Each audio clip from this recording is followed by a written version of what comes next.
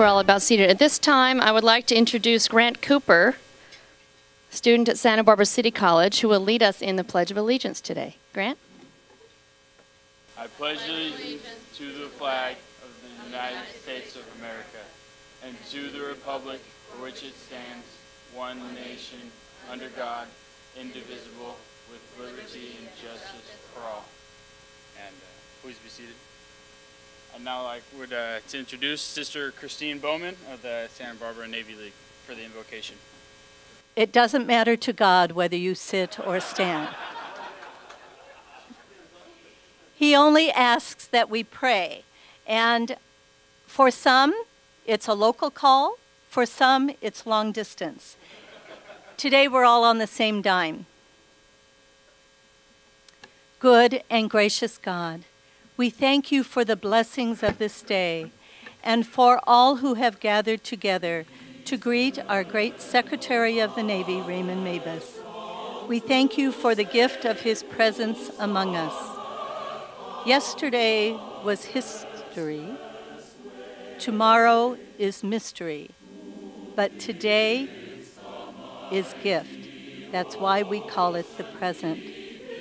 So as we honor your name in all that we say and do, we thank you for the gift of the present and for all of those who have supported the Santa Barbara Navy League in bringing such wonderful people to our community.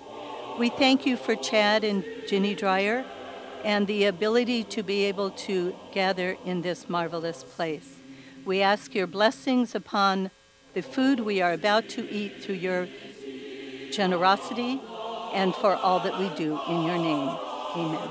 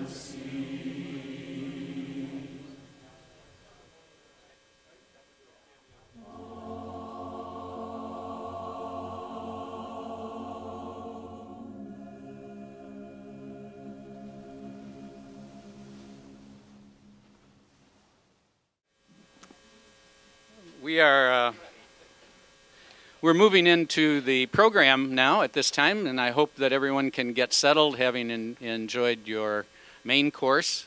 I guess there'll be a little bit of dessert at some time while we're going through this. And again, I would very much like to thank you for attending today's event. I am Doug Crawford, National Director of Navy League of the United States, and also, I guess, the first man. My wife is the president, Karen Crawford, of the Santa Barbara Navy League. And it's, I called her when we came from the airport to here to just tell her how much I missed her, because it was so spectacular to greet Secretary Mabus as he came in. And the weather could not have been more beautiful. Chad said that he was, kind of up here on the hill and very glad that he was able to arrange the weather. The secretary said he could stay longer, and I said, I'm sure we'll have no problem finding you a place anytime you want to come back. So today is a very, very special day for the Navy League of the United States and the Santa Barbara Navy League. Karen's out of town because our daughter's timing to birth our first grandchild didn't wait, and I couldn't be more pleased, although I do miss her.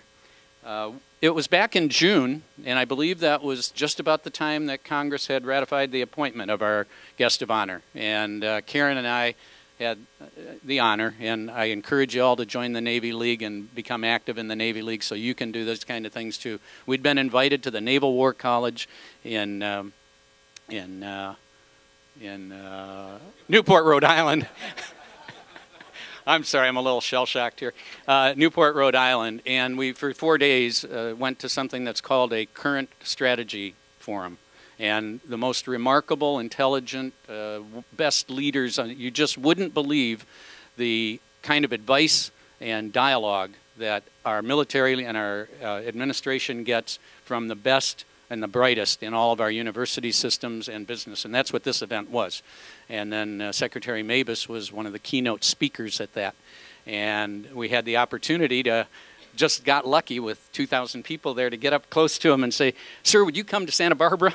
And he goes, "Well, I'm making a trip in the West, and Santa Barbara, I've heard about that." So here we are. Here we are. We're just so glad that you came, sir, and thank you very, very much for taking time to bless this community with one of our administration's newest appointments and in one of the most important positions in the United States government.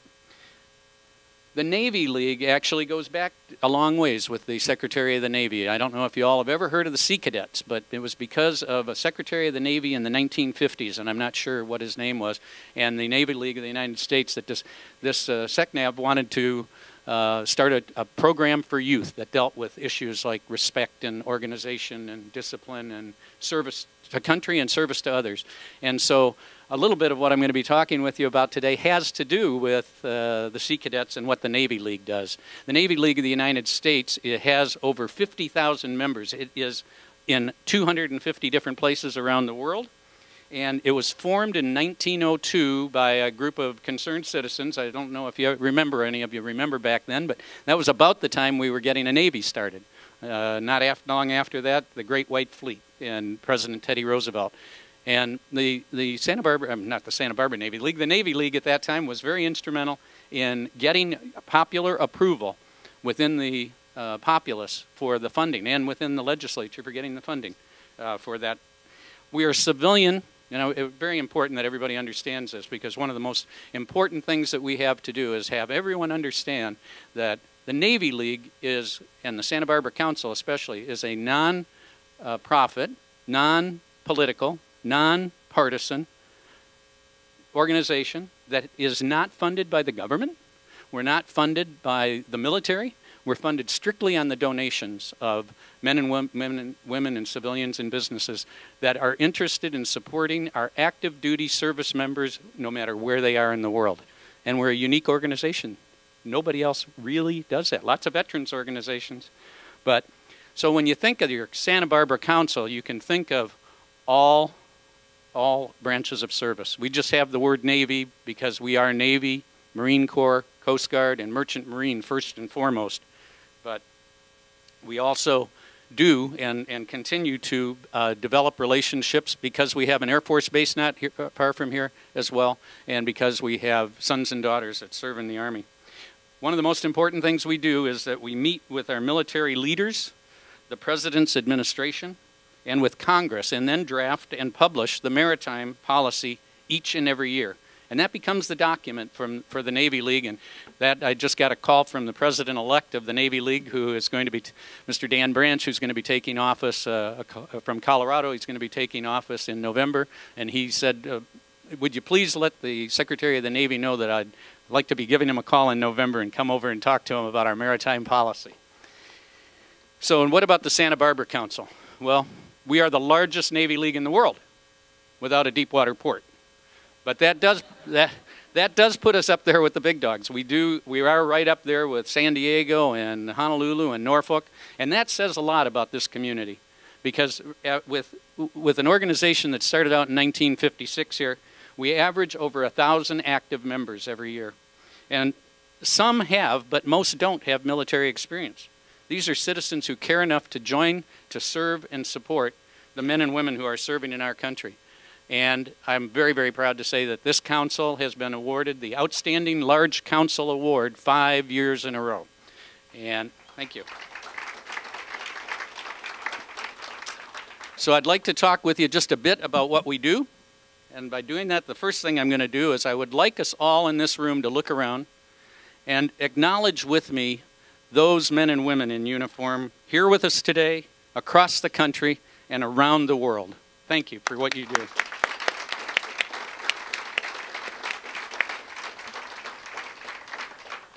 And what you just did is the first thing that councils do all around the world. We recognize, we serve, and we honor our sons and daughters who serve in our nation's cloth anywhere in the world.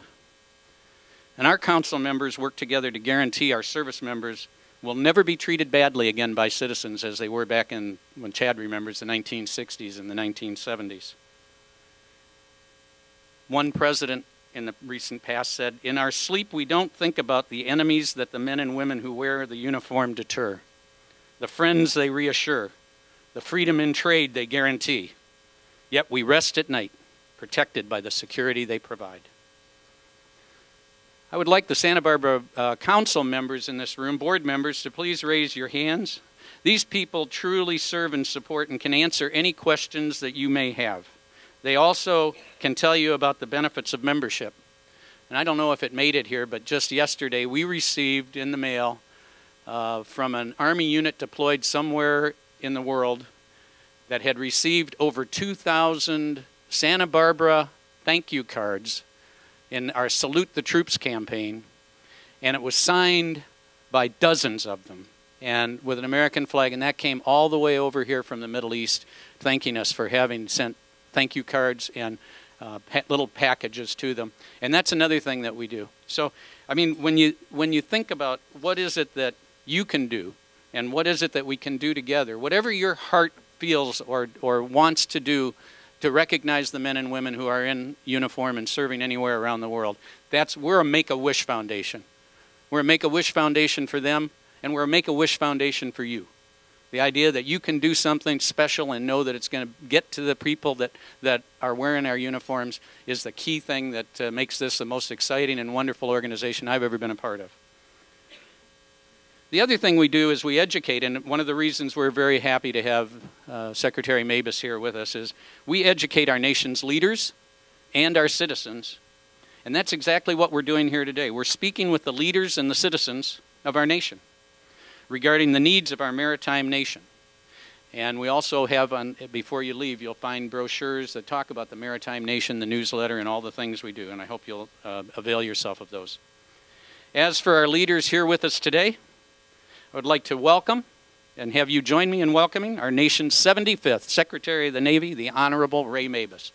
Thank you, sir. So I've talked about two parts of the mission of the Navy League. The third is the Council's mission to support youth programs, as I mentioned a little bit earlier. And our Santa Barbara councils got a unit called the Air Pack Squadron, kids aged 10 to 17. It's a drug-free, alcohol-free, and gang-free organization that has wonderful leadership. I'll talk about that in a minute, but keep in mind everybody you know with kids and children in those age ranges, because for a couple of Saturdays a month, what these kids get, nobody else gets. They don't get it in the schools anymore because they've killed all the programs in the schools. We no longer have that. And what we're talking about is discipline and understanding of what service is to country or to people. We've had 3 of our graduates from our Sea Cadet program get full scholarships to the Maritime Academy in Annapolis. Just, again, these are probably kids that wouldn't have been able to afford to go. So we believe that a good example, a good leader, knows the way, goes the way, and shows the way. Grant Cooper, who was up, young man who was up here a little while ago, his dad, Bill Cooper, was such a guy. And that's why we invited Grant to come up to lead us in the Pledge of Allegiance. I miss his dad. He misses his dad. Young people, like Grant, need leaders, good leaders, who know the way, go the way, and show the way. Chad Dreyer, the leader of the Dreyer family, our host here today, is also such a man. He knows the way. In the 1960s, he joined ROTC in college. That was not a popular thing to do in the 1960s. He goes the way.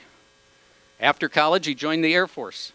Again, not the popular thing to do. He shows the way. After the Air Force, as a businessman, he grew to lead one of the largest home building companies in the country. He helped to serve the American dream of home ownership. And Chad continues to show the way today as the chairman of the board of the Ryland Group. And for the last 11 years, he has served as the chairman of the board of trustees at Loyola Marymount University. It is the Santa Barbara Council's great pleasure to introduce this leader and our host today, Mr. Chad Dreyer.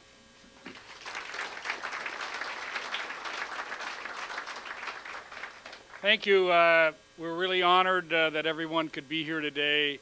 And I realize I'm not the speaker, so I'll try to keep it short. I just want to do two things. I want to introduce my family, and I'm not the president of the Dreyer family. Jenny, and we is my wife.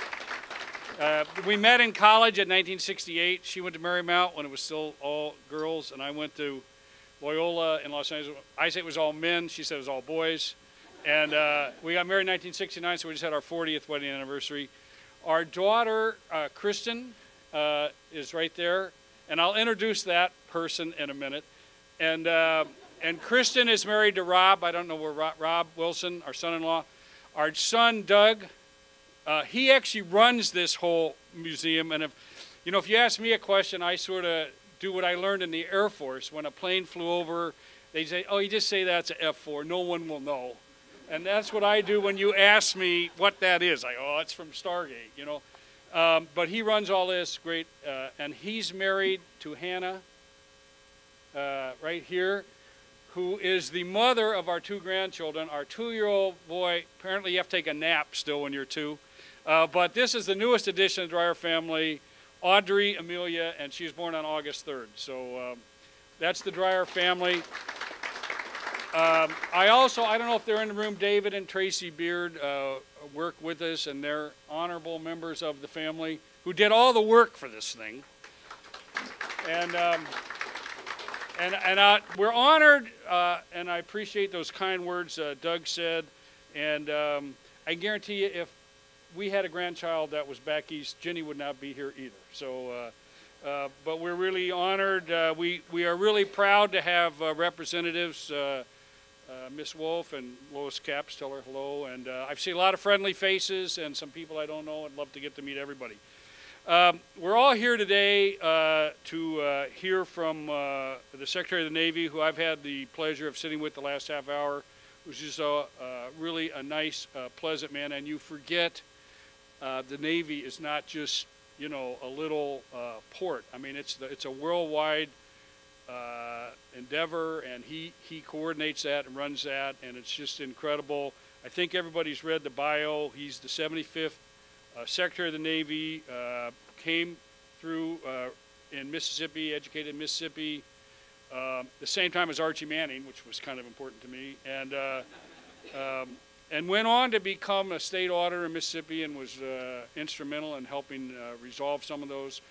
He's great for a lot of reasons, but the Dreyer family's always really been interested in education. He's made a big effort on that, and then was the secretary or the governor of the state of Mississippi, and that's a great calling. And with that, I'll just introduce the Honorable Ray Mabus, Secretary of the Navy. Thank you for coming today.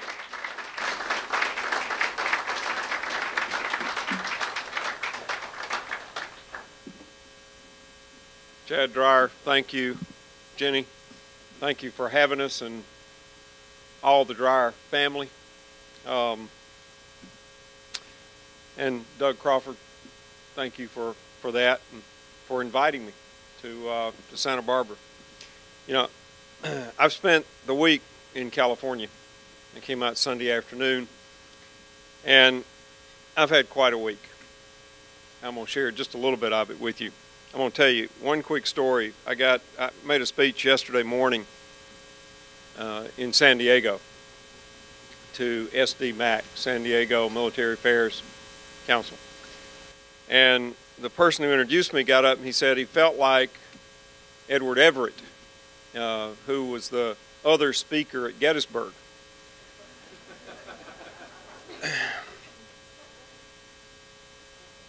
I'd never been compared to Abraham Lincoln before, but 2 weeks ago, I got to go to New York and be on The Daily Show, which is quite a treat. And I've got 3 daughters, 19, 17, and 8. They all went. My wife went.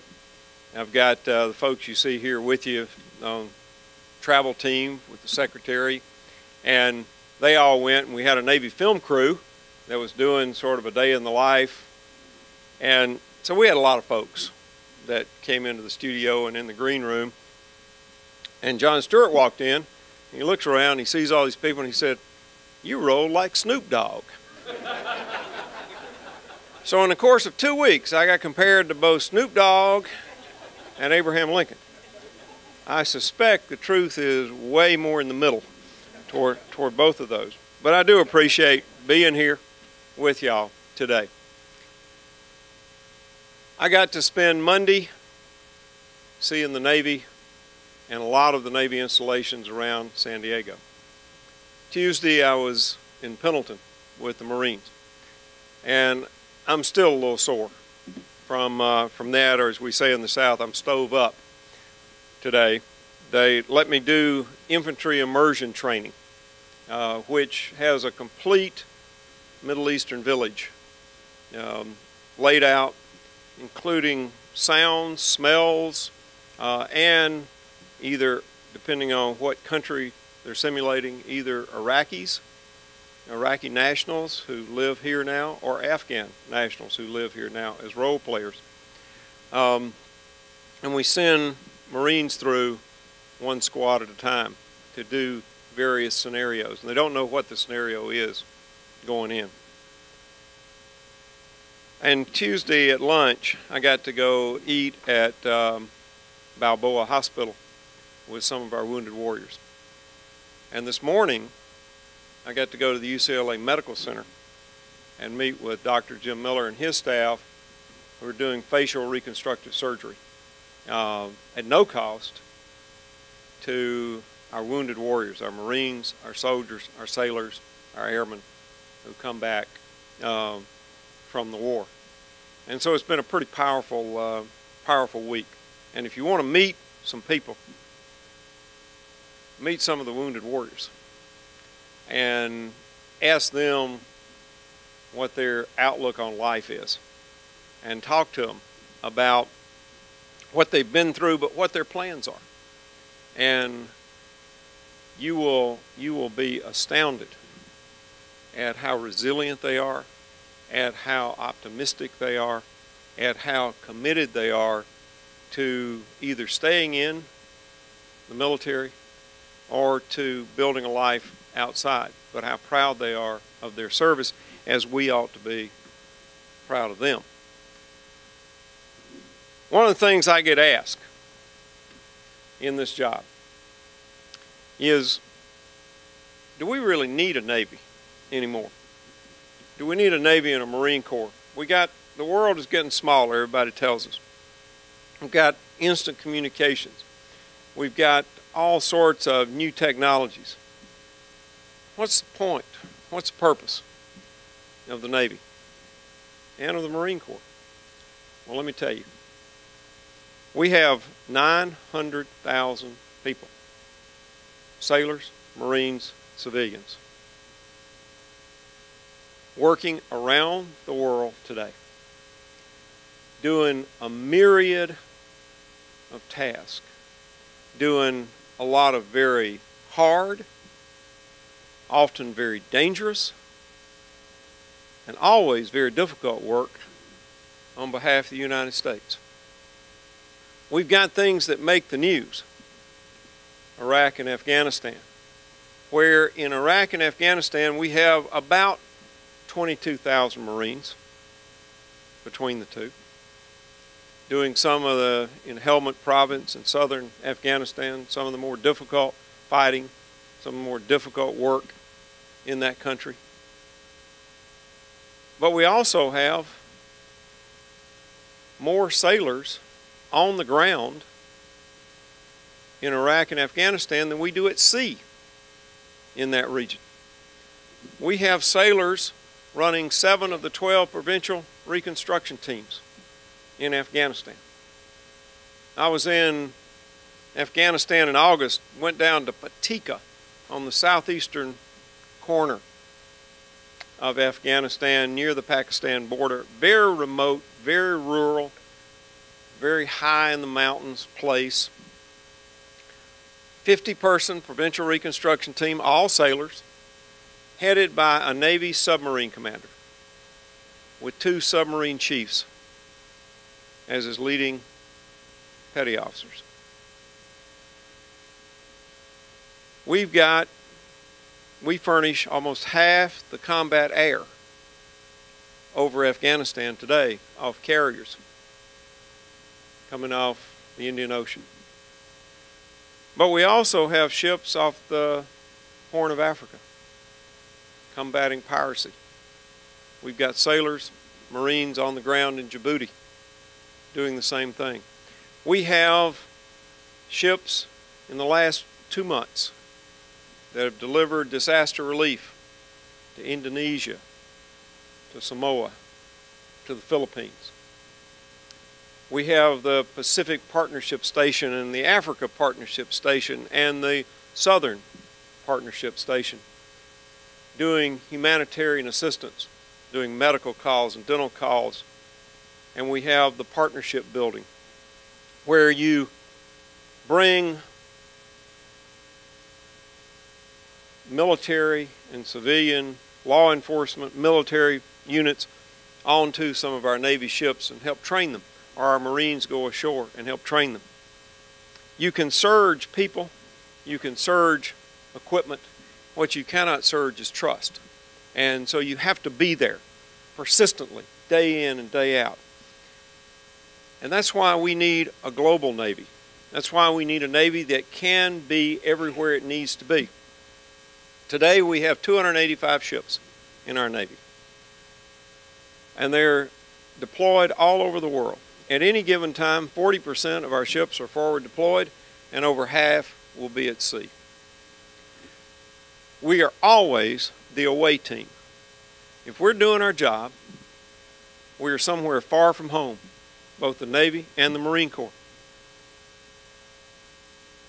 We're the only service that can project power in the way that we do. We do not have any footprint. We don't have to have 1 inch of anybody else's soil to operate. We operate on seas that we control, and we can be just over the horizon or just off the coast.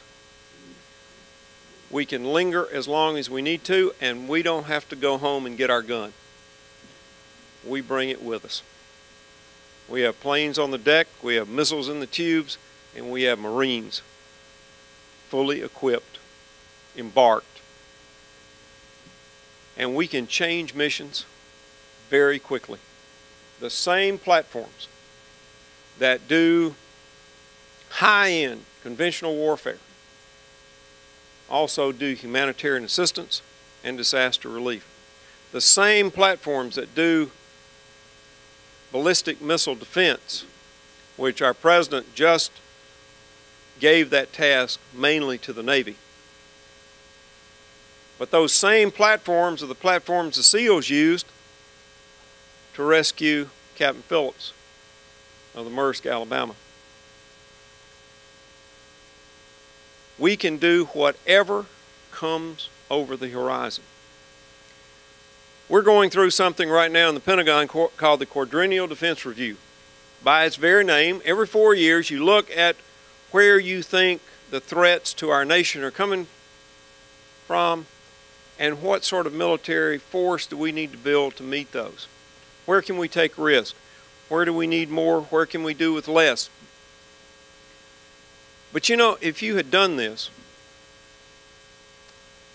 in 1989, right before the wall came down, you'd have been almost 100% wrong as to the threats we're going to be facing today in 2009. If you'd have done it in 1999, you would have been more wrong than right in terms of what we're doing today. And so, as bright as the people are, as committed as they are, and as forward-looking as we can be, we simply can't tell what we're going to face. And that's why the Navy and the Marine Corps are so essential. We can meet anything, and we're flexible. We're flexible in terms of platforms, we're flexible in terms of equipment, and we're flexible in terms of our people. 40 years ago, Chad and I were both the most dangerous thing in the American military. We were junior officers. He was probably saved by a sergeant. I know I was saved by a chief. But I have to tell you, I served with some very committed, very dedicated, very talented people. But the people I served with in the Navy of 4 decades ago cannot touch the Navy and the Marine Corps of today. We couldn't touch them in terms of skill, or education, or professionalism, or dedication. And the thing that is the best thing about this job is I get to go out and meet the sailors and Marines that are out there every day doing this work, protecting this country. When you count all the military in every branch, we have a little more than 2 million people in uniform. 2 million to protect 300 million.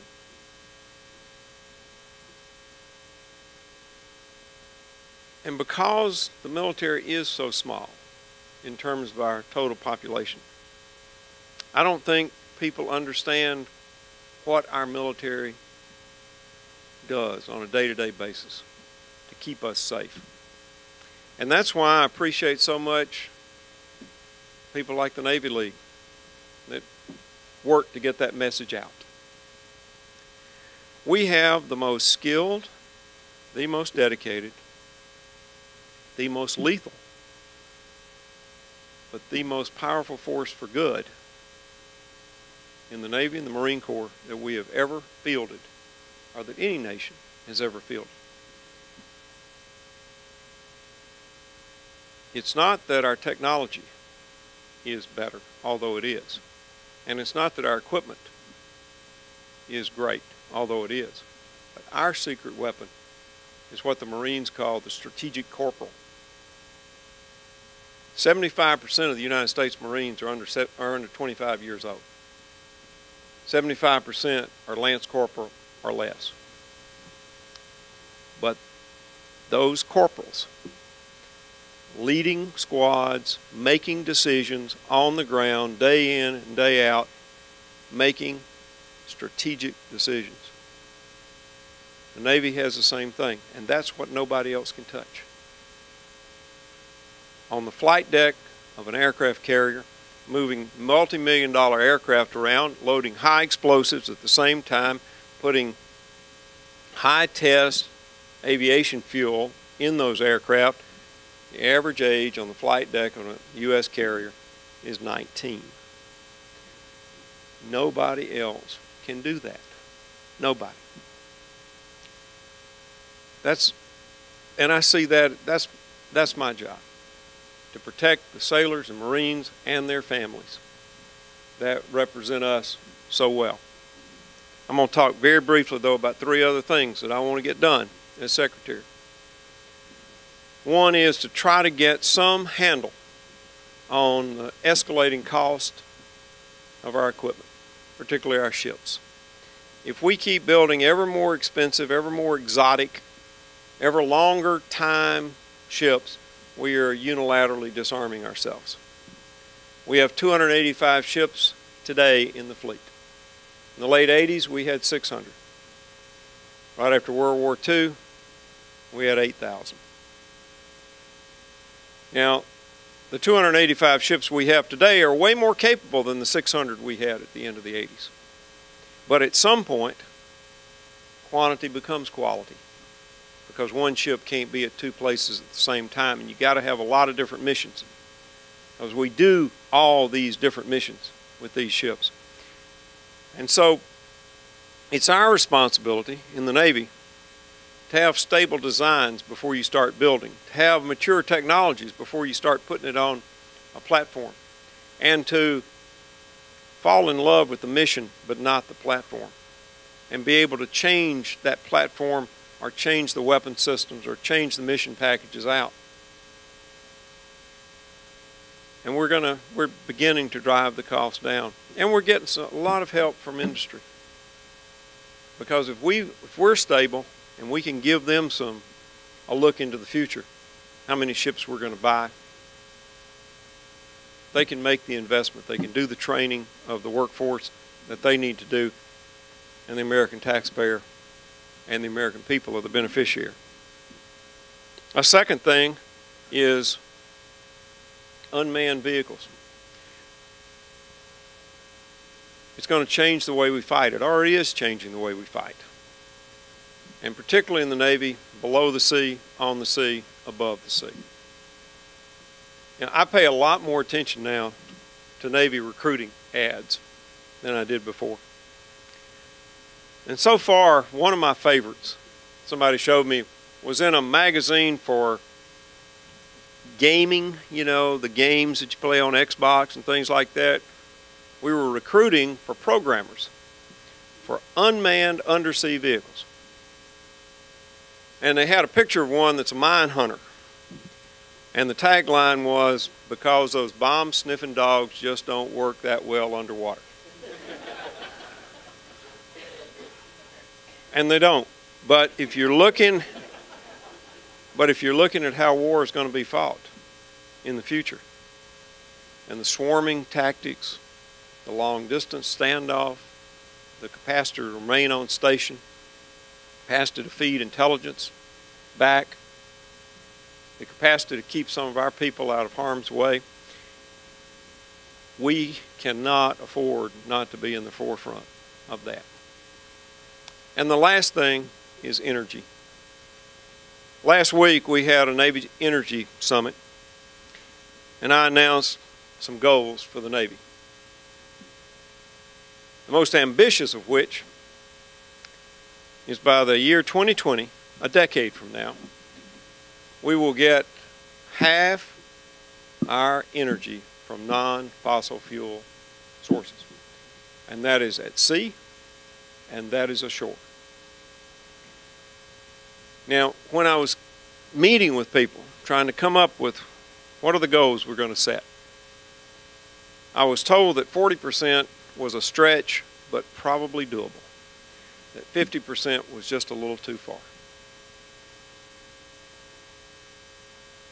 And the reason it was too far was there was no infrastructure for the alternative fuels. And those fuels were too expensive.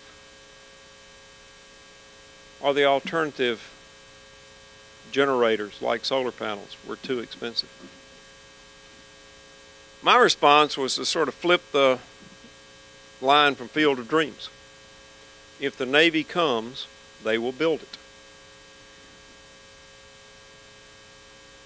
Department of Defense uses 93% of all the energy the federal government uses. And we use 2% of all the energy America uses. If we can change, America can change. By 2020, half our bases, our shore establishments, will be net zero. We will be producing as much energy as we use, or more. We already have a facility, China Lake, here in California, that produces 20 times the energy today that it uses and gives it back to the grid. By the year 2015, we're going to cut in half fossil fuel use in our commercial fleet. Navy and Marine Corps own 50,000 vehicles, and they turn over about every 5 years. We're going to change the type of vehicles we buy, and it's not that hard. We're going to get down using half the fossil fuels that we do. By 2016, we're going to field a carrier strike group that is all powered by alternative fuels. We already do power our aircraft carriers and our submarines with nuclear power. But the planes taking off from the deck and the ships are all going to be burning alternate fuel. And we're going to call it the Great Green Fleet. 100 years after Teddy Roosevelt had the Great White Fleet. These are pretty aggressive goals. And frankly, the infrastructure and the technology isn't there to meet them yet. But when Teddy Roosevelt sent the Great White Fleet around the world, I don't know if y'all knew this, because I didn't before I started looking into it. Congress did not think it was a good idea to send the fleet around the world, so they didn't appropriate any money to do it. Roosevelt sent them with enough money to get about halfway. And he said, I assume Congress wants the fleet back. And I assume money will be coming, as it was. The Navy has always been in the forefront of technological change, particularly on energy. We went from sail to steam right before the Civil War. And people said, you're giving up a very certain form of propulsion for a very uncertain one. Well, they were wrong, and it was proven in the Civil War. Around the turn of the last century, we went from coal to oil. And again, they said, you've got this big infrastructure of coaling stations all around the world. Why would you want to switch? And again, they were wrong. In the 50s, when we moved to nuclear power for our aircraft carriers and our submarines, again, it's too dangerous. It's too experimental. Why are you doing it? Again, they were wrong. We're going to do this over the next 10 years. The Navy and the Marine Corps have never backed down from challenges, and they're not going to back down today. I'm going to end by going back to sort of where I started.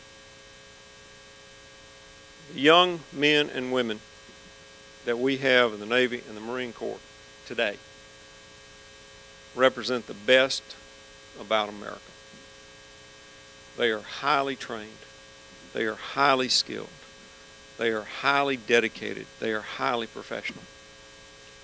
The Navy I was in, we never left port without leaving a couple of folks behind in jail.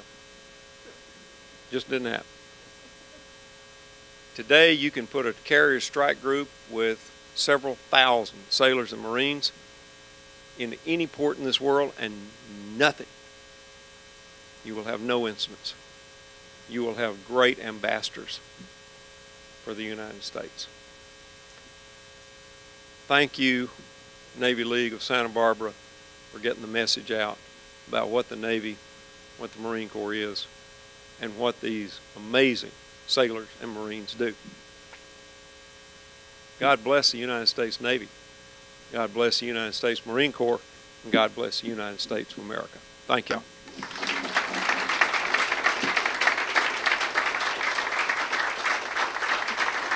Will you take a question? Yeah, thank you.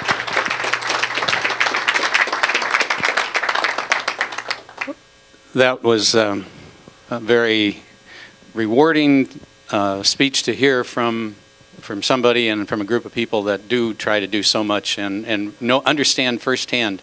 And we'll show you why in just a minute. But I'd like to find out if there's a question or two we might be able to take. And well, please give your name and then your question. Thank you. Mr. Secretary, my name is Jim Brass. I'm with the Orange County Council. I'm also a national chairman for legislative affairs. CNO Admiral Roughead recently testified before Congress that 313 ships was necessary for our national defense. And the Navy League concurs with this. Do you agree with that? Yes. Applaud.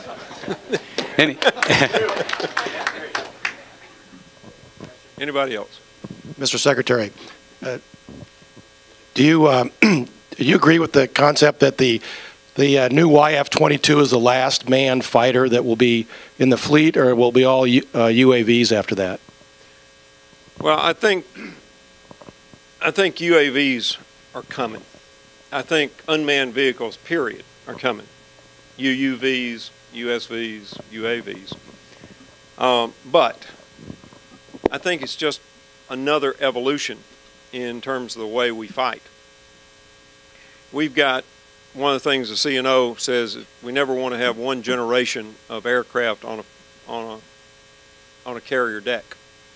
We always want to be moving another generation ahead. This year in the Air Force, for the first time, the number of people going into unmanned vehicles exceeded the number of pilots going to fighters. But what it means is they're unmanned vehicles. They're not pilotless vehicles. You have to have incredibly skilled pilots. You have to have people who understand how to make decisions and use the judgment that you've got to have. I don't know if there'll be another manned fighter. You know, we got the Joint Strike Fighter coming, the F-35. We got a Navy version, a Marine Corps version, and it's a pretty incredible machine. But UAVs can do some things that we just can't. They can loiter on station for a lot longer. They never get hungry. They never get tired, and they rarely get cranky. Just circling, doing the things, doing the intelligence, recon, surveillance that needs to be done. But you've got to have somebody back there to analyze the data. You've got to have somebody back there to decide to launch the strike.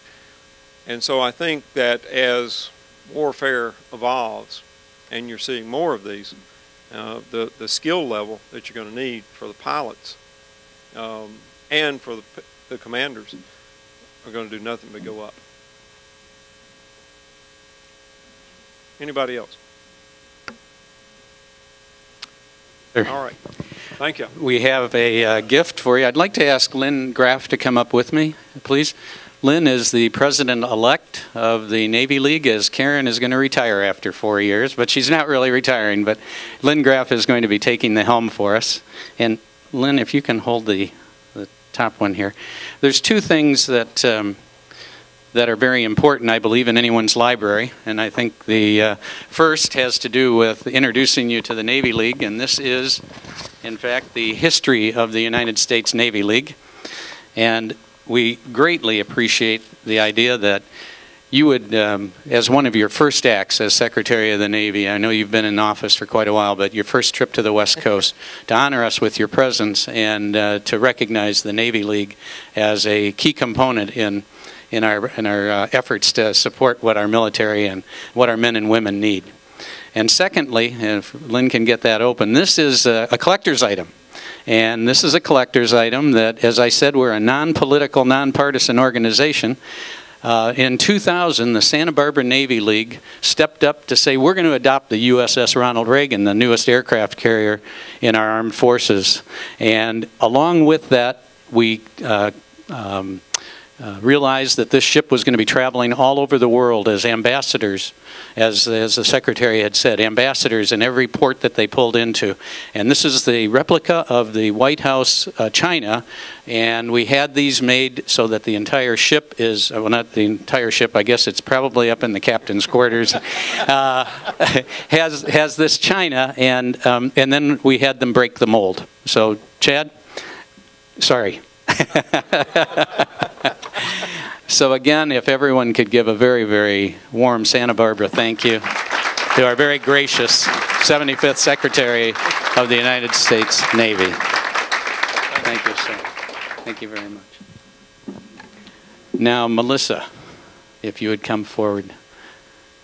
You know, there's actually no place that I could call home more easily than the dryer home. I think this is kind of an extension. Call it my home. Walk in and get chills looking at things that I saw as a kid. And the relationship that we have with the dryers is in large part due to Melissa Goff, one of our finest board members. I wouldn't take credit for that. I do have to say, Dick, not so fast with the China, because I did a little snooping around, and I did. It's not a big plate, but there are a couple of cups in here, Chad. And I do have one of Ginny's favorite Chardonnays, so not to leave Ginny out, not being the toy person. And one thing, you did say that the mold was destroyed in the presidential China. It's a tradition that all presidents, when they leave the White House, destroy the mold. And we somehow found out that the Reagans had not been destroyed. So with permission from the Reagan family, we were able to do the plate. So, and it's my pleasure to present Chad and Ginny with a small token, a little bit of memorabilia.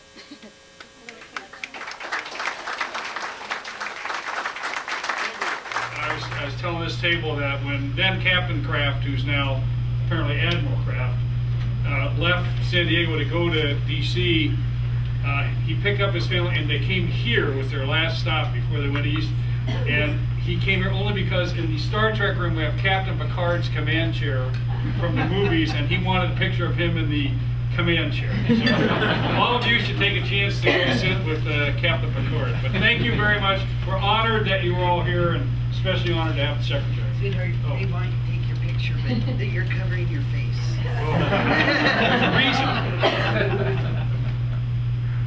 Thank you. Let's give a warm thank you. So thank you very much for coming, and please stop by the registration table on your way out for information regarding your Santa Barbara Council. Thank you very much. I've been earlier today and yesterday afternoon in Los Angeles, spoke to the Pacific Council there, and here today, heading back to Washington right after this. And the main message that I want to get across is just how talented, skilled, dedicated, and professional our sailors and Marines are. The need for a global Navy and how the Navy and Marine Corps perform such different and flexible missions, everything from high-end conventional warfare to irregular warfare to disaster relief to humanitarian assistance to partnership building. And we're doing those things every day all around the world. We do a number of different missions from the same platforms with the same people. And the talk I made, I talked about the 3 initiatives that I hope to achieve as Secretary. One is to get the cost of particularly our ships under control so that we can buy and build the number of ships we need for the Navy. Secondly is to be a leader in unmanned systems, both undersea, on the sea, above the sea. And third is the energy goals that we've set for the Navy. One is to, the most far-reaching goal is that by the year 2020, half the Navy's fuel requirements will be from non-fossil fuel sources. So that's the Cliff Notes version of my week, and I'm glad to be here in Santa Barbara with the Navy League. Navy League is very important in terms of getting message out about what the U.S. Navy and the U.S. Marine Corps do on a day-to-day basis, because if we're doing our job, we're always the away team. We're always far from home. We're doing things that people don't see a lot, and it's organizations like the Navy League here, one of the biggest Navy leagues anywhere, that lets people know why the Navy is important, why the Marine Corps is important, and get support for the things that the Navy and the Marine Corps do.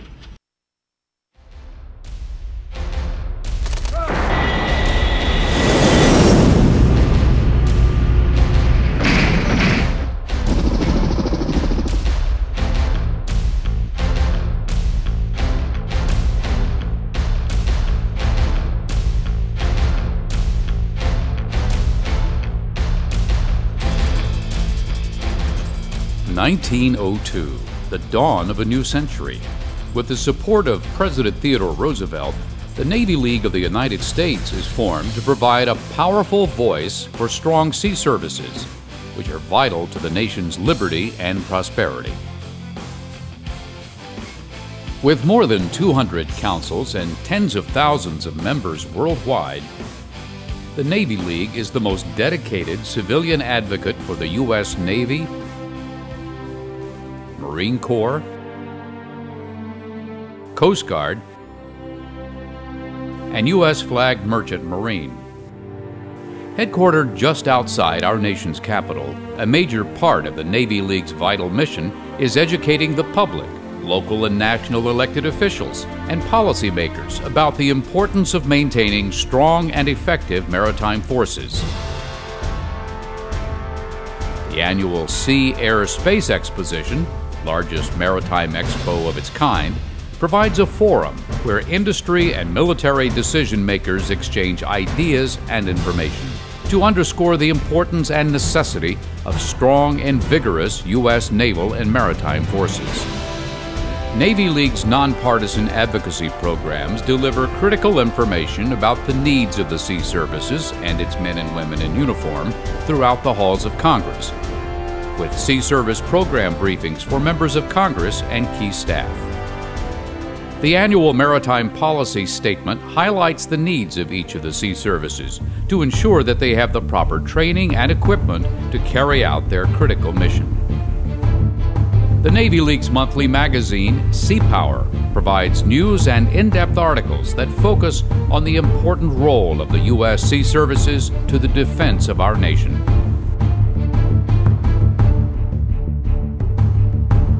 Whether at home or abroad, the Navy League provides support to our men and women of the sea services around the world. Local councils adopt ships and units, providing morale and welfare support and assistance to their crews and their families. Navy League's prestigious awards recognize outstanding individuals for their leadership and accomplishments within the sea services and maritime industry, promoting leadership, professionalism, and morale.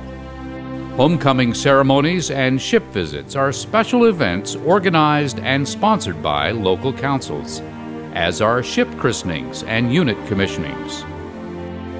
With the help of individual and corporate members, the sea services become integrated into the local communities they serve and protect. In addition to providing support today to the men and women serving at home and abroad, the Navy League always looks to the future, to today's young people and tomorrow's leaders.